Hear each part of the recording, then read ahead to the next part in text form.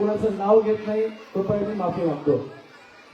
याच रंगभूमीने आम्हाला घडवलं, याच रंगमंचाने आम्हाला वाढवलं, प्रतिष्ठा दिली, नाव दिलं आणि कुठेतरी याच रंगमंचावर मोठा ब्लॅकआउट पडत होता.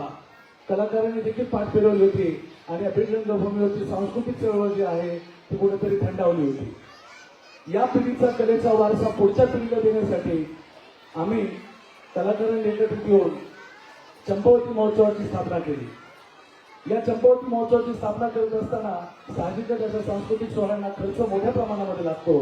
म्हणून आम्ही अनेक दानशूरांकडे गेलो, अनेकांच्या मदती घेतल्या, सहकार्य घेतलं आणि हा महोत्सव सुरू केला. पहिल्याच महोत्सवामध्ये 3240 कलाकारांचा सहभाग झाला आणि या महोत्सवाने उत्तम अशी भरारी घेतली. आता हा महोत्सव पहिला संपला आणि बीड जिल्ह्याला वेध लागले ते म्हणजे दुसऱ्या महोत्सवाचे.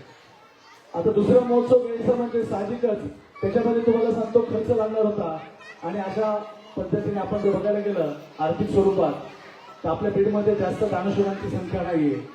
म्हणून कुठेतरी बीड जिल्ह्याला जरी चंपावती महोत्सवाचे वेध लागले होते दादा, परंतु आर्थिक बाजूने आम्ही कधी कमीच असतो. आम्ही कलाकार म्हणजे फाटक्या खिशांचे असतो.